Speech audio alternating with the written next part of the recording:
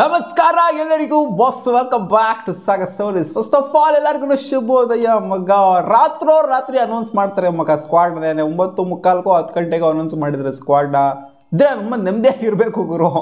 Literally ರಾತ್ರಿ ಏನಕ್ಕೆ announce ಮಾಡಬೇಕು ಸ್ಕ್ವಾಡ್ನ? ಬೆಳಗ್ಗೆ ಅಷ್ಟೊಂದು ಟೈಮ್ ಇರಲ್ವ? ಬೆಳಗ್ಗೆ ಎದ್ದು ಆರಾಮಾಗಿ ಪೀಸಾಗಿ ಅನೌನ್ಸ್ ಮಾಡಿದ್ರೆ ಏನು ನೆಮ್ಮದಿಯಾಗಿರೋದಕ್ಕೆ ಬಿಡೋದಿಲ್ಲ. ರಾತ್ರಿ ವಿಡಿಯೋ ಮಾಡೋಕ್ಕಾಗಲ್ಲ, ಬೆಳಗ್ಗೆ ವಿಡಿಯೋ ಮಾಡೋಕ್ಕಾಗಲ್ಲ, ಆ ಥರ ಮಾಡ್ತಾರೆ. ಸೊ ಓಕೆ, ಸ್ಕ್ವಾಡ್ ಡಿಸ್ಪ್ಲೇ ಮಾಡ್ತೀನಿ ನೋಡ್ತಿರ್ಬೋದು. ಇಂಡಿಯಾ ವರ್ಸಸ್ ಬಾಂಗ್ಲಾದೇಶ್ ಟೆಸ್ಟ್ ಸೀರೀಸ್ಗೆ 2 ಮ್ಯಾಚ್ ಟೆಸ್ಟ್ ಸೀರೀಸ್ಗೆ ಸ್ಕ್ವಾಡ್ ಯಾವ ಥರ ಇದೆ ಅಂತ 16 ಮೆಂಬರ್ಗಳ ಸ್ಕ್ವಾಡ್ನ ರೋಹಿತ್ ಶರ್ಮಾ ಕ್ಯಾಪ್ಟನ್ ಆಡ್ತಾ ಇದ್ದಾರೆ. ಎಕ್ಸ್ಪೆಕ್ಟೆಡೇನೆ. ಯಶಸ್ವಿ ಜೈಸ್ವಾಲ್ ಎಕ್ಸ್ಪೆಕ್ಟೆಡೇನೆ. ಶುಭ್ಮನ್ ಗಿಲ್ ಕೂಡ ಎಕ್ಸ್ಪೆಕ್ಟೆಡೇನೆ. Virat Kohli obviously expected. KL Rahul ಒಂದು ರೇಂಜಿಗೆ ಎಕ್ಸ್ಪೆಕ್ಟೆಡ್ ಇತ್ತು, ಬಟ್ ಇವಾಗ ಕನ್ಫರ್ಮ್ ಆಗಿದೆ ಅಷ್ಟೇ. KL ರಾಹುಲ್ ಸಗದಾಗಿ ಬೇರೆ ಪರ್ಫಾರ್ಮ್ ಮಾಡಿದರೆ ಒಂಥರ ಈ ದುಲೀಪ್ ಟ್ರೋಫಿ ಫಸ್ಟ್ ಮ್ಯಾಚಲ್ಲಿ ಒಂಥರ ಸಿಂಗಲ್ ಹ್ಯಾಂಡಲ್ಲಿ ನಿಂತ್ಕೊಂಡಿದ್ರು ಸೆಕೆಂಡ್ ಇನ್ನಿಂಗ್ಸಲ್ಲಿ. ಬಟ್ ಆದರೂ ಕೂಡ ಗೆಲ್ಲೋದಕ್ಕಾಗಿಲ್ಲ ಅವರ ಟೀಮು. ಅವ್ರ ವಿಕೆಟ್ ಕಳ್ಕೊಳ್ತಾ ಇದ್ದಂಗೆ ಎಲ್ಲ ಆಲ್ ಔಟ್ ಆಗಿದ್ದು. ಸೊ KL ರಾಹುಲ್ ಸ್ವಲ್ಪ ಬೆಟ್ರಾಗಿ ಪರ್ಫಾರ್ಮ್ ಮಾಡಿದರೆ ದುಲೀಪ್ ಟ್ರೋಫಿಲಿ ಬೆಂಗಳೂರಲ್ಲಿ.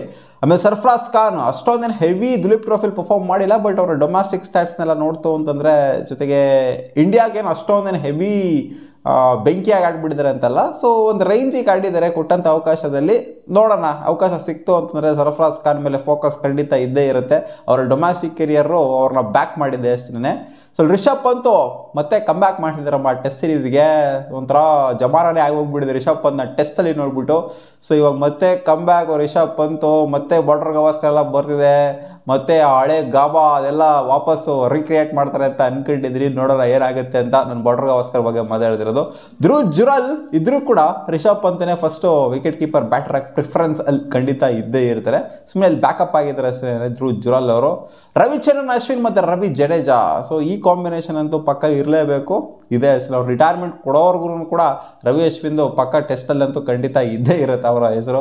ಆಮೇಲೆ ಅಕ್ಷರ್ ಪಟೇಲ್ ರೀಸೆಂಟಾಗಿ ದುಲೀಪ್ ಟ್ರೋಫಿಲಿ ಮಸ್ತಾಗಿ ಪರ್ಫಾರ್ಮ್ ಮಾಡಿದರೆ, ಜೊತೆಗೆ ಟೀಮ್ ಇಂಡಿಯಾದಲ್ಲೂ ಕೂಡ ಇವರ ಸ್ಟ್ಯಾಟ್ಸು ಬಿಂದಾಸ್ ಆಗಿದೆ. ಸೊ ಇವ್ರನ್ನಲ್ಲದೆ ಇನ್ಯಾ ಆಲ್ರೌಂಡರ್ನ ಹಾಕೊಂತಾರೆ. ಪ್ಲೇಯಿಂಗ್ ಲೆವೆಲಲ್ಲಿ ಇರೋವಂಥ ಪ್ಲೇಯರ್ ಅಕ್ಷರ್ ಪಟೇಲು. ಆಮೇಲೆ ಕುಲ್ದೀಪ್ ಯಾದವ್ ಒಬ್ವಿಯಸ್ಲಿ ಇರಲೇಬೇಕು ಗುರು. ಕುಲ್ದೀಪ್ ಯಾದವ್ ನೋಡಿ, ಎಲ್ಲ ಇಲ್ಲಿರೋವಂಥವ್ರೆಲ್ಲ ನೋಡಿ ಒಂಥರ ಕೋರ್ ಇಂಡಿಯನ್ ಟೀಮ್ ಅಂತ ಹೇಳ್ಬೇಕು, ಕೋರ್ ಟೆಸ್ಟ್ ಇಂಡಿಯನ್ ಟೀಮ್ ಅಂತ ಹೇಳ್ಬೇಕು. ಸೊ ಕುಲ್ದೀಪ್ ಯಾದವ್ಗಿಂತ ಒಬ್ಬ ಬೆಟರ್ ಸ್ಪಿನ್ನರ್ನ ಹುಡ್ಕೋಕ್ಕಾಗುತ್ತೆ ಗುರು ಲೆಫ್ಟ್ ಆರ್ಮ್ ಸ್ಪಿನ್ನರ್ಲಿಟಿ ಇಂಡಿಯಾದಲ್ಲಿ. ಹಂಗೆ ನೋಡೋಕೆ ಹೋದರೆ ಹೇಳ್ತಾರೆ ಇವಾಗೆಲ್ಲ ಅಕ್ಷರ್ ಪಟೇಲ್ ಇಲ್ವಾ, ರವೀಂದ್ರ ಜಡೇಜಾ ಇಲ್ವಾ, ಇವಾಗೇನೋ ಅವ್ರಿಬ್ಬರು ಇದಾರಲ್ಲ, ಇವರೇನೋ ಬೇಕಾಗಿತ್ತು ಮೂರು ಜನ ಲೆಫ್ಟ್ ಆರ್ಮ್ ಸ್ಪಿನ್ನರ್ಸು ಅಂತ. ಸೊ ಒಂಥರ ಲೆಫ್ಟ್ ಆರ್ಮ್ ಸ್ಪಿನ್ನರ್ಸ್ನ ಇಟ್ಕೊಂಡೇ ನಮ್ಮ ಟೀಮ್ ಇಂಡಿಯಾ ವರ್ಲ್ಡ್ ಕಪ್ನ ಗೆದ್ದಿದ್ದು. ಸೊ ನೋಡಿ, ಅದ್ರ ಜೊತೆಗೇನೆ ಕಂಟಿನ್ಯೂ ಆಗ್ತಿದ್ದಾರೆ ಅಷ್ಟೇ. ಆ ಪ್ಯಾಟರ್ನ ಹಂಗೆ ಕಂಟಿನ್ಯೂ ಮಾಡ್ತಾ ಇದ್ದಾರೆ ಅಷ್ಟೇ ನಮ್ಮ ಟೀಮ್ ಇಂಡಿಯಾ. ಮೊಹಮ್ಮದ್ ಸಿರಾಜ್, ಆಮೇಲೆ ಆಕಾಶ್ ದೀಪ್, ಜಸ್ಪ್ರೀತ್ ಬುಮ್ರಾ ಬಾಂಗ್ಲಾದೇಶ್ ಸೀರೀಸ್ಗೆ ಇರೋದಿಲ್ಲ, ಅವರಿಗೆ ರೆಸ್ಟ್ ಕೊಟ್ಬಿಟ್ಟಿದ್ದಾರೆ. ಹಂಗಾಗೋಗ್ಬಿಟ್ಟಿದೆ ಹಿಂಗಾಗ್ಬಿಟ್ಟಿದೆ ಅಂತ ಸಿಕ್ಕಾಪಟ್ಟೆ ರಿಪೋರ್ಟ್ಸ್ಗಳು ಬಂದಿತ್ತು, ಹರಿದಾಡಿತ್ತು.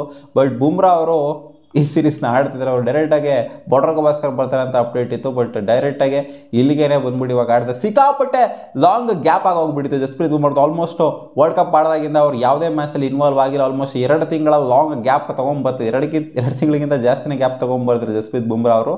So okay, it's Yash Dayal. ನೋಡಿ ನಮ್ಮ RCB players Yash Dayal, Mohammed Siraj, Virat Kohli and Akash Deep. So 4 ಜನ ನಮ್ಮ RCB ಪ್ಲೇಯರ್ಸ್ಗಳು ಇಲ್ಲಿ ಆಡೋ ಥರ ಆಗಿದೆ. ಆ್ಯಕ್ಟಿವ್ ಆಗಿರುವಂಥ RCB ಪ್ಲೇಯರ್ಸ್ಗಳು.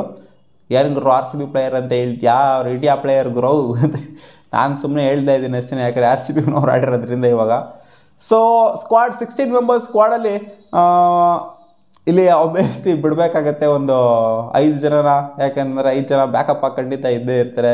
ಸರ್ಫರಾಜ್ ಖಾನು ಇಲ್ಲಿ ನೋಡ್ತು ಅಂತಂದರೆ ಈ ಒಂದು ಇದನ್ನು ನೋಡ್ತು ಅಂದರೆ ಬ್ಯಾಕಪ್ ಥರನೇ ಕಾಣಿಸ್ತಾ ಇದ್ದಾರೆ. ಧ್ರುವ್ ಜುರಲ್ ಕೂಡ ಬ್ಯಾಕಪ್ ಥರನೇ ಕಾಣಿಸ್ತಾ ಇದ್ದಾರೆ.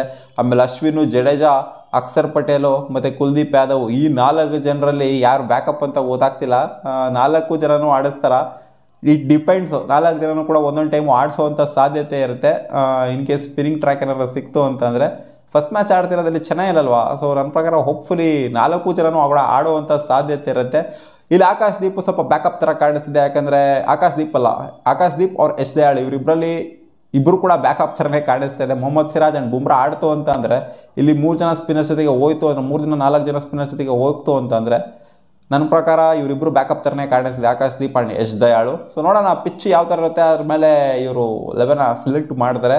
ಚೆನ್ನೈ ಆಗಿರೋದ್ರಿಂದ ನನ್ನ ಪ್ರಕಾರ ಸ್ಪಿನ್ನಿಂಗ್ ಆಪ್ಷನ್ಸ್ ಜಾಸ್ತಿ ಇಟ್ಕೊಂಡೇ ಹೋಗ್ತಾರೆ. ಮೊಹಮ್ಮದ್ ಸಿರಾಜ್ ಮತ್ತು ಜಸ್ಪ್ರೀತ್ ಬುಮ್ರಾನ ಇಟ್ಕೊಂಡು ಹೋಗ್ತಾರೆ ಅಂತ ಅಂದ್ಕೊಂಡಿದ್ದೀನಿ ಫಾಸ್ಟ್ ಬೌಲಿಂಗ್ ಆಪ್ಷನ್ ಆಗಿ. ಫಸ್ಟ್ ಮ್ಯಾಚಿಗೆ ನನ್ನ ಪ್ರಕಾರ ಆಕಾಶ್ ದೀಪ್ ಆ್ಯಂಡ್ ಯಶ್ ದಯಾಳ್ ಬ್ಯಾಕಪ್ ಆಗೇ ಇರ್ತಾರೆ. ಸೊ ನಿಮಗೇನು ಅನಿಸಿದೆ ಈ 16 ಮೆಂಬರ್ಸ್ ಸ್ಕ್ವಾಡು ಯಾರು ಮಿಸ್ ಔಟ್ ಆಗಿದ್ದಾರೆ ಅಂತ ನಿಮಗೆ ಅನ್ನಿಸ್ತಾ ಇದೆ? ಕಾಮೆಂಟ್ ಸೆಕ್ಷನ್ಲಿ ಕಾಮೆಂಟ್ ಮಾಡಿಬಿಟ್ಟು ತಿಳಿಸಿ. ನನಗೇನೋ ಸಿಕ್ಕಾಪಟ್ಟೆ ಬ್ಯಾಲೆನ್ಸ್ಡ್ ಆಗೇ ಕಾಣಿಸ್ತಾ ಇದೆ ಈ ಒಂದು ಸ್ಕ್ವಾಡು. ಬಾಂಗ್ಲಾದೇಶ್ ಮೇಲೆ ತಾನೆ ನಾಯಿ ಹೊಡೆದಂಗೆ ಹೊಡಿತಾರೆ ಬಿಡೋಗೋರು, ಏನು ಭಯ ಎಲ್ಲ ಏನೂ ಇಲ್ಲ ಅಂತ ಹೇಳ್ಬೋದು ನೀವು. ಬಾಂಗ್ಲಾದೇಶ 2-2 ಮ್ಯಾಚು ಪಾಕಿಸ್ತಾನ ಹೋಗ್ಬಿಟ್ಟು ಅವ್ರ ಮೇಲೆ ವೈಟ್ ವಾಶ್ ಮಾಡ್ಕೊಂಬಂದಿದೆ ಸೀರೀಸ್ನ. ಸೊ ನೋಡೋಣ ಏನಾದ್ರು ಇಲ್ಲೂ ಯಾರು ನಮ್ಮ ಟೀಮ್ ಇಂಡಿಯಾಗೆ ಅಪ್ಸೆಟ್ ಮಾಡಿಬಿಟ್ಟು ವೈಟ್ ವಾಶ್ ಮಾಡ್ತಾರೇನು ಅಂತ.